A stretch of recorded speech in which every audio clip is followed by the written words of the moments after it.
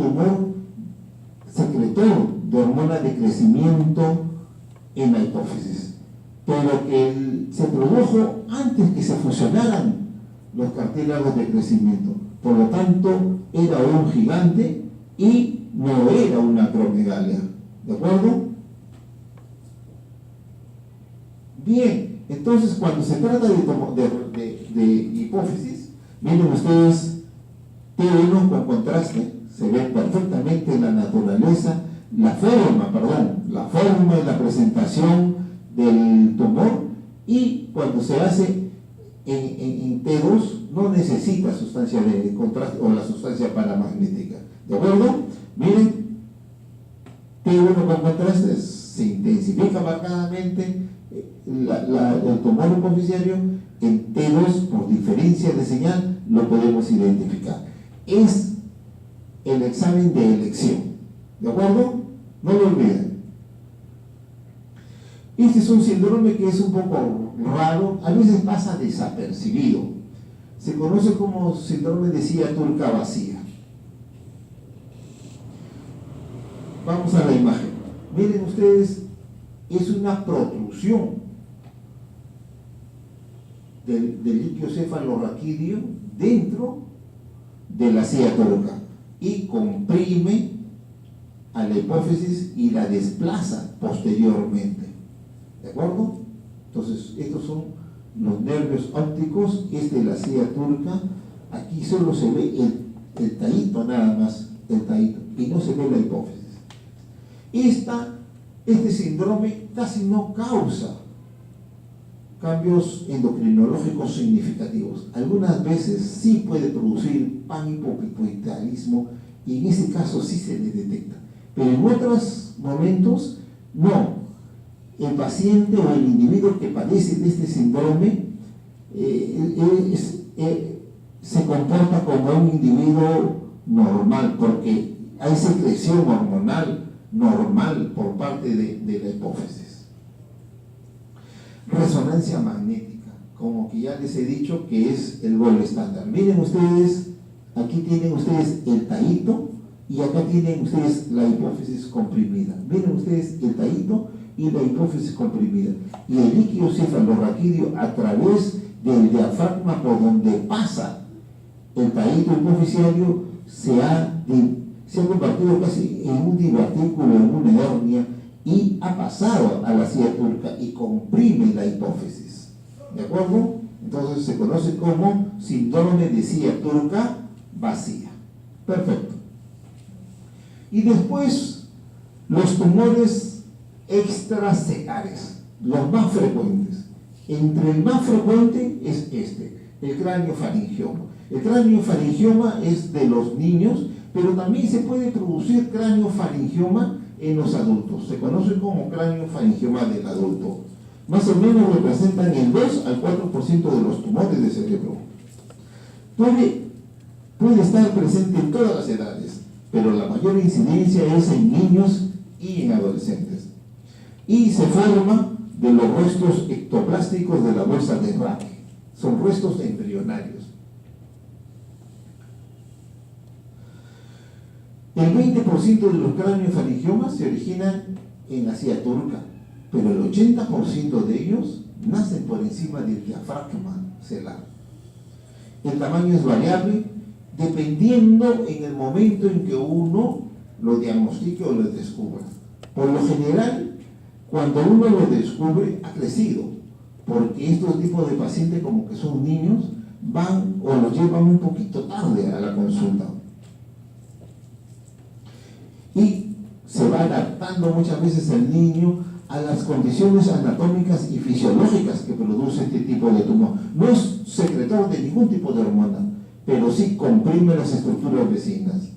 Entonces el niño, al comprimir el quiasma óptico, pierde visión, puede haber hidrocefalia, y los adultos acuden cuando, pues por supuesto, tienen alteraciones visuales. Cursan con clasificaciones en un 70 a un 90%, y la resonancia magnética es el diagnóstico de elección. Pero también se puede y se debe hacer tomografía computarizada multicorte si es que no hay resonancia magnética a la mano. Acá están, miren ustedes, una radiografía en lateral. Miren, la silla turca ha sido invadida por el tumor y hay calcificaciones. Esa es una de las características importantes de este tipo de tumor. Es en niños, cursa con calcificación, puede producir hipertensión endocraniana, puede producir, porque comprimen, ¿no?, el quiasma óptico, puede producir problemas visuales y se puede introducir en la silla turca e invadir el seno esfenoidal. Acá tienen una tomografía computarizada, miren ustedes, sin contraste, la gran cantidad de calcificaciones. Miren, es un tumor complejo, tiene una porción sólida, una porción quística, ahí está perfectamente, y hay un detalle, están los ventrículos laterales dilatados, o sea, es un tumor que está produciendo hidrocefalia y está produciendo probablemente hipertensión endocraniana. Resonancia magnética del mismo paciente, miren ustedes, el tumor se delimita mucho mejor, este es el T1, miren ustedes, sin contraste, y se puede observar perfectamente el tumor. Este es otro tumor, craniofaringioma, miren ustedes, con sustancia de contraste o con sustancia paramagnética, con gadolinio, se ha intensificado marcadamente con la sustancia paramagnética. Miren, la hipófisis está ahí, o sea, es un tumor de presentación supracelular. El taíto está ahí, el seno esfenoidal está acá, el clíncus, las clinoides posteriores se pueden observar perfectamente, pero hay un signo añadido de que hay dilatación de ventrículos laterales, o sea, es un tumor que está produciendo hidrocefalia y probablemente también hipertensión endocraniana. Miren ustedes, en incidencia lateral, las calcificaciones. Eso es importante identificar, porque casi el 90% de esta patología cursa con calcificaciones. Tomografía computarizada es el mejor método para identificar las calcificaciones. En eso le aventaja mucho a la resonancia magnética. Ahí está. Y allá un detalle, miren ustedes los ventrículos laterales dilatados. O sea, es un tumor supracelular, craniofaringioma, porque de repente es un adolescente, y con hidrocefalia. Miren, acá se le ha pasado sustancia de contraste, y se va a intensificar, ¿no? Se va a intensificar la porción sólida del tumor. ¿De acuerdo? Craniofaringioma. Bien, yo creo que esa es la información que hoy día tenía que darles. Vamos a verlo. También tengo que desarrollar este tema, tiroides. Como todos sabemos, porque hemos hecho anatomía, la tiroides es una glándula que está en la porción anterior, ¿no?, de la tráquea. Está a nivel del cartílago cricoides y está por debajo del... ¿Tienes el puntero? Ya. Llévalo. Y está por debajo del cartílago tiroides y está irrigado por ramas de la arteria carótida, ¿no?, y se desagua hacia las venas yugulares. Anatomía, primer año de medicina. Entonces, esta es la localización en la cara anterior de la tráquea. Esta es más o menos las dimensiones de 4,6 por 2 centímetros en sentido longitudinal, cefalocaudal y transversal y anteroposterior. Y el istmo, porque va unido los dos lóbulos a través de un tejido que se conoce como istmo, es 0,3 centímetros. Los varones tienen la tiroides ligeramente más grande que las damas. Y la tiroides, afortunadamente, se estudia muy bien con ecografía. Hay gente que se dedica a hacer ecografía, radiólogos con muy buena performance, con muy buena expertise y con ecografías en diagnósticos al 90-95% de la patología.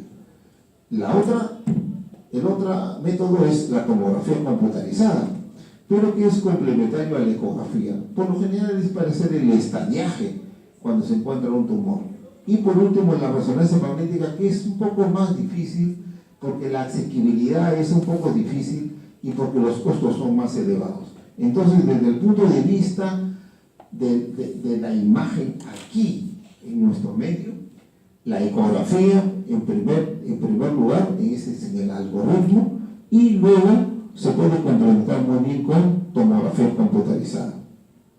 El ultrasonido entonces es la técnica de primera línea, permite una evaluación morfológica y vascular de la tiroides.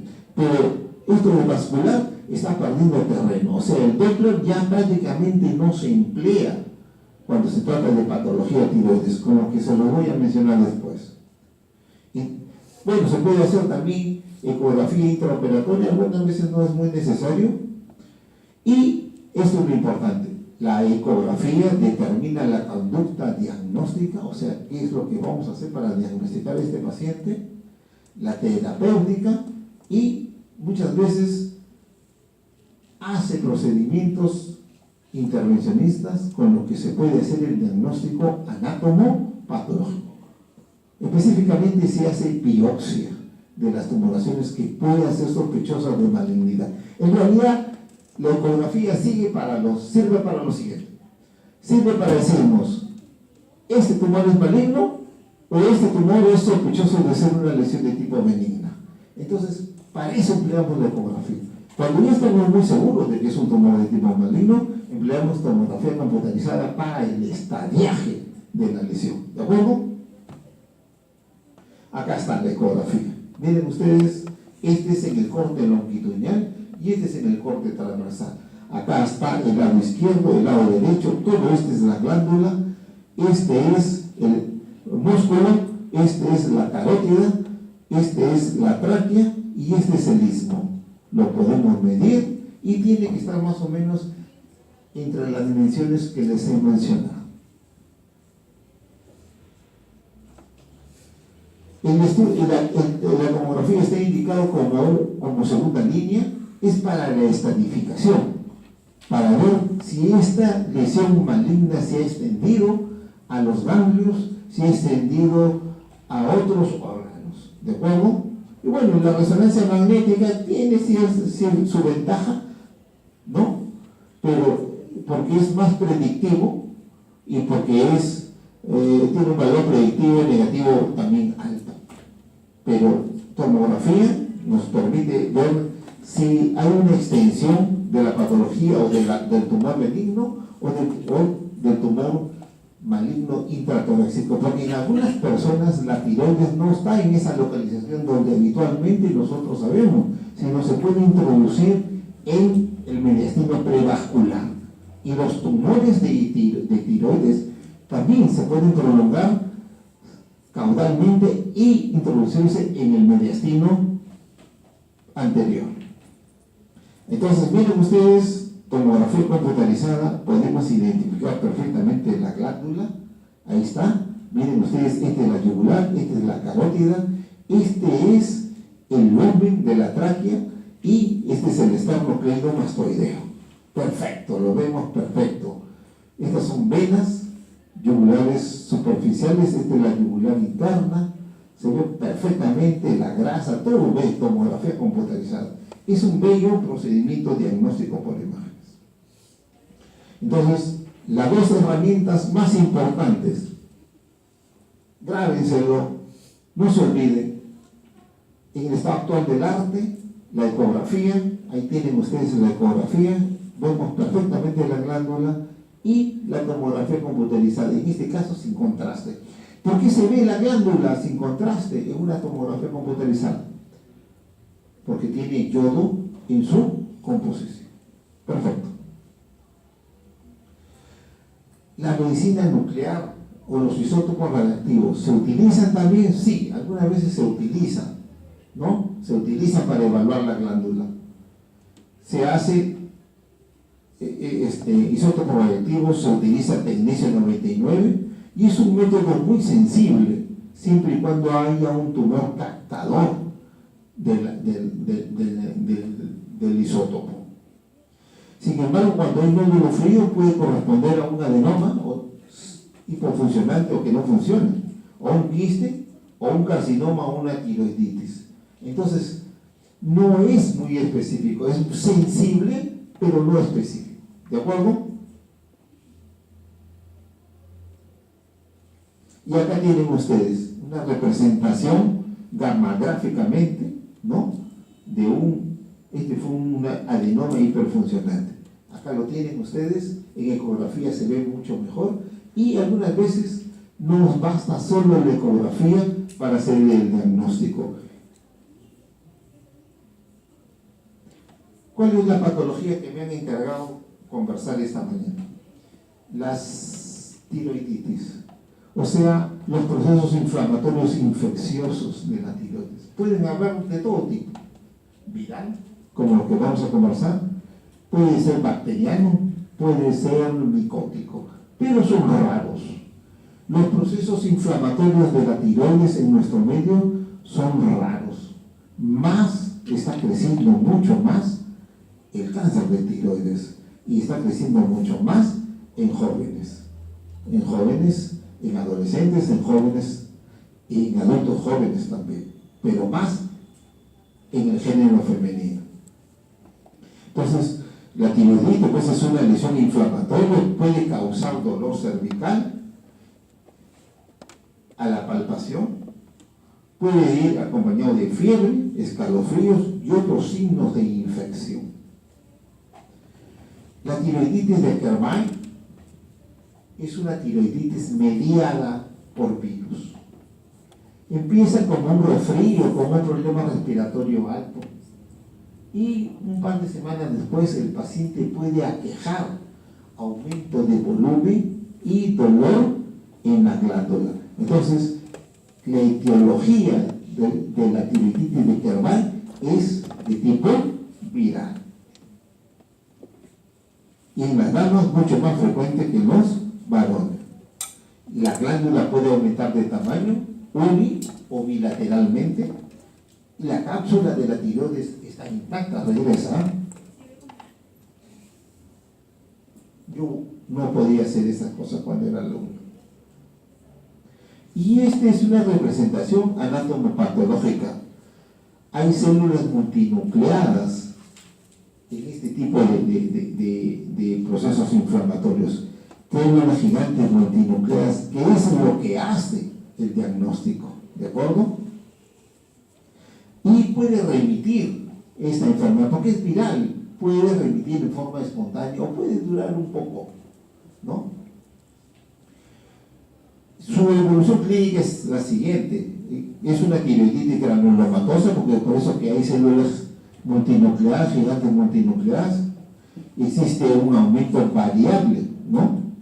Del volumen de la tiroides, puede causar con dolor, puede causar con hipertiroidismo, es transitorio y puede remitir también espontáneamente a las 2 o a las 6 semanas. Y la glándula, una vez que ha recuperado su volumen, puede recuperar su función. ¿De acuerdo? Se puede convertir en un paciente eutiroideo. Acá tienen ustedes un aumento de volumen de la glándula. Ahí está rechoncha, tiene más allá de las dimensiones de las que hemos conversado, puede ser discretamente dolorosa, pero está bien delimitada porque la cápsula está intacta. ¿De acuerdo? Entonces, es más que suficiente muchas veces una ecografía, porque no utiliza radiaciones actínicas. Como todos sabemos, la ecografía utiliza ondas mecánicas de presión, ¿no? Y no son radiaciones ionizantes, ¿de acuerdo? Entonces, es más que suficiente. El otro problema inflamatorio es mucho más frecuente, es la tiroiditis de Hashimoto. Esto causa con hipotiroidismo, ¿no? Y por destrucción inmunitaria de la glándula.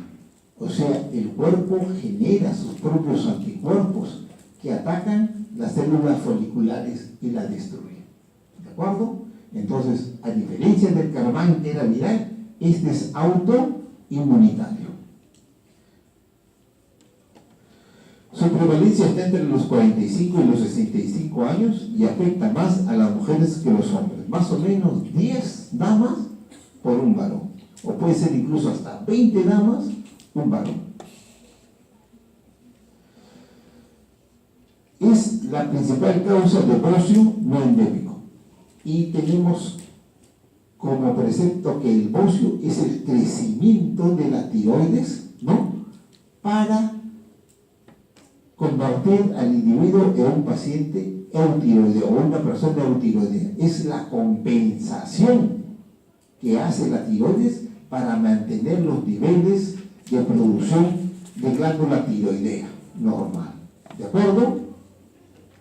Pero puede ser un bocio total, un bocio difuso. Tiene un fuerte componente genético en las personas que lo padecen, pueden ser varias en la familia o pueden tener antecedentes que el abuelito o la abuelita tuvo tiroiditis de Hashimoto. Y causa con aumento de volumen y es difuso en su localización. La cápsula está intacta, los folículos tiroideos se atrofian, tapizados por células epiteliales de citoplasma eosinófilo, y a estas se les conoce como células de Hartle. Esto hace el diagnóstico anatomopatológico. Aunque en el estado actual pocas veces se hace biopsia en este tipo de pacientes porque la clínica y la ecografía es más que suficiente. Pero si se llega al diagnóstico anatomopatológico, o sea, se le hace biopsia, punción, aspiración con hoja fina, y se identifica estas células, se hace el diagnóstico anatomopatológico de Hashimoto. Y va asociada a otras enfermedades inmunológicas del individuo, que puede ser diabetes tipo 1, adrenolitis inmunitaria, lupus eritematoso y linfoma no-Hodgkin. ¿De acuerdo? Entonces, en estas glándulas biopsiadas se tiene que identificar las células de Hartle. Hace el diagnóstico definitivo. Acá está la tiroiditis de Hashimoto, está aumentada de volumen y posteriormente puede producir fibrosis. Se puede producir fibrosis en estas glándulas y, por supuesto, que cursa con hipotiroidismo. Después, el otro tema, y es tal vez el más importante y el más frecuente, es el nódulo tiroideo. ¿Cómo se define el nódulo? Como una tumefacción de aspecto tumoral que está delimitado y palpable dentro de la glándula. O sea, el nódulo muchas veces lo podemos palpar, ¿no? Está tumefacto, aumentado de volumen, ¿no es cierto? Y lo podemos palpar. Es una entidad frecuente, miren ustedes, del 4 o 5% de toda la población, y debe ser muy similar en nuestro medio, tienen nódulos palpables en la tiroides. Se encuentra en la mitad de la población mayor de 50 años, haciendo ecografía cervical, y el otro 50% son diagnosticados en la sala de autopsia. O sea, esos pacientes que mueren violentamente, ¿no? Se les puede encontrar que tienen nódulos tiroideos que han pasado desapercibidos.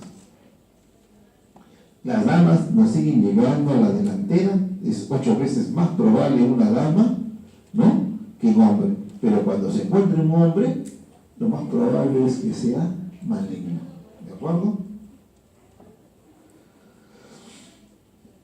Sí, esto es importante. Cuando uno encuentra un nódulo, lo que tiene que hacer es diagnóstico de cáncer o descartar la posibilidad de cáncer.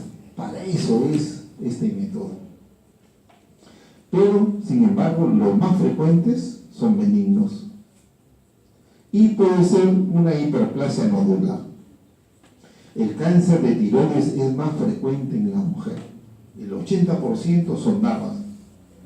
Y por lo general ha habido alguna vez una exposición a radiación.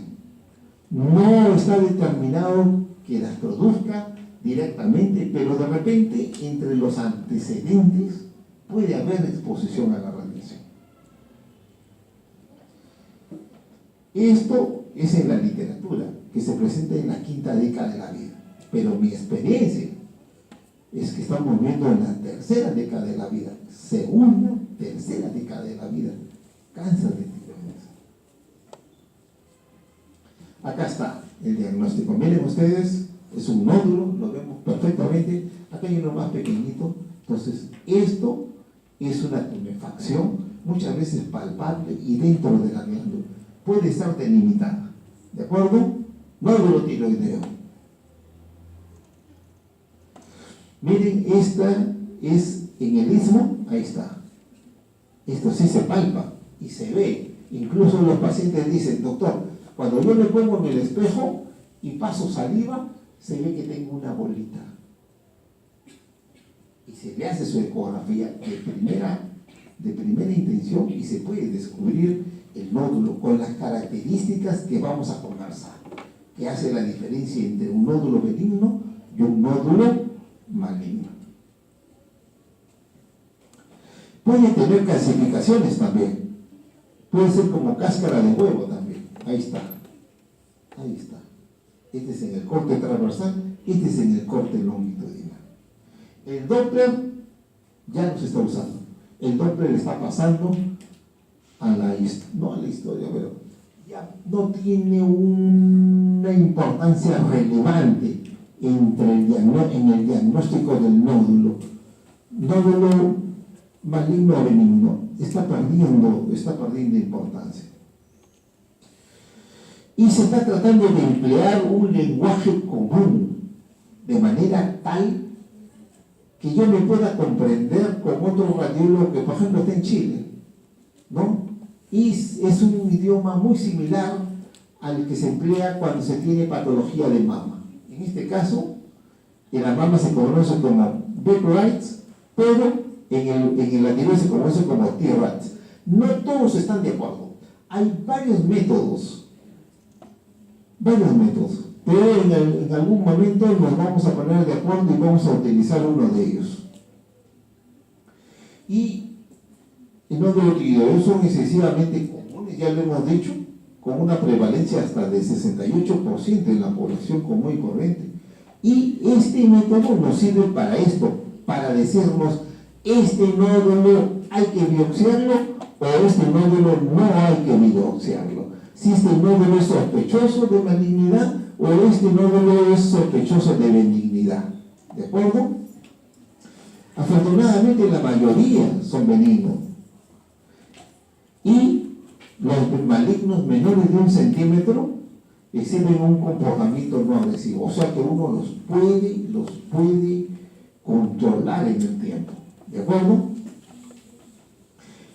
El método nos sirve para decirnos qué pacientes van a ser sometidos a biopsia con aguja fina y qué otros pacientes van a ser sometidos a cirugía. Bueno, este es el método, ¿no es cierto? Muy similar al método que se emplea en la mama. En la mama se llama Beck-Rats y en la tiroides se llama T-Rats. Pero todavía no ha sido validado universalmente. Hay varios métodos, coreanos, franceses, los chilenos también tienen uno, ¿no?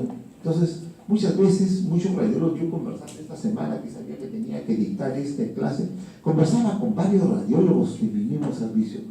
Uno lo emplea, otro no lo emplea. Pero lo que sí hay que hacer es describir el nódulo, como que a continuación lo vamos a hacer. Y para evaluar el nódulo tenemos que utilizar todos estos parámetros. Observar cómo es la ecotextura, cómo es la ecogenicidad, la forma, la orientación, la transmisión del sonido a través del nódulo, cómo están esos márgenes, cómo es la superficie del nódulo, si la cápsula está intacta, si hay microcalcificaciones y si hay adenopatías en el cuello. Eso es importante. ¿De acuerdo? Ha perdido valoración la vascularización, y la elastografía es otro método que está cobrando cierta relevancia cuando se trata de evaluar el nódulo tiroideo. Lo vamos a mencionar, pero también muy poco lo están empleando porque es un método de introducción, hay que validarlo, y las nuevas máquinas recién están trayendo software para hacer elastografía. Las máquinas, en el 90% que existen en nuestro mercado, no tienen ese tipo de software, pero vamos a mencionarlo. Acá está, la ecotextura. ¿Cómo es estos nódulos? Si es netamente quístico, si es mixto, o si tiene un aspecto netamente sólido. Como todos saben, si es quístico es una lesión anicogénica o hipoecogénica que permite que el sonido atraviese la estructura y posteriormente se va a intensificar, ¿de acuerdo? Y cuando es sólido no, cuando es sólido atenúa totalmente, ¿no?, estas ondas de presión y no resalta, o sea, no se intensifica posteriormente, ¿de acuerdo? Entonces, la ecotextura es importante. ¿Es hipoecogénico, es isoecogénico o es refringente? Vamos, un parámetro. La ecogenicidad, anecogénico, isoecogénico, acá hay isoecogénico, tiene la misma ecogenicidad que la glándula, es hiperecogénico, como alguna vez con un adenoma que ya les voy a mostrar, como un adenoma, o es hipoecogénico, ¿de acuerdo? Ese es otro parámetro que tenemos que evaluar, la ecogenicidad. La forma, si es ovalado, si es contornos irregulares, si no tiene cápsula, ¿de acuerdo? Miren ustedes, este es amorfo, heterogéneo, complejo, este es ovalado, de contornos bien definidos, ¿de acuerdo? Entonces la forma es otro parámetro que hay que evaluar. La orientación, si es más alto que ancho, si es más ancho que alto, si este, por ejemplo, es más alto que ancho. Entonces, cuidado, no tiene contornos bien definidos, es hipoecogénico, cuidado, porque estuviera invadiendo la cápsula. Entonces, este sí es sospechoso de ser maligno. Y este, bueno, parece que está delimitado, no invade la cápsula, es hipoecogénico y es más ancho que alto. Este también es más ancho que alto. Entonces, esto nos puede decir que este podría ser un nódulo benigno y este podría ser un nódulo maligno. ¿De acuerdo? Bien. Transmisión. Si hay sombra acústica, miren, este tiene clasificación.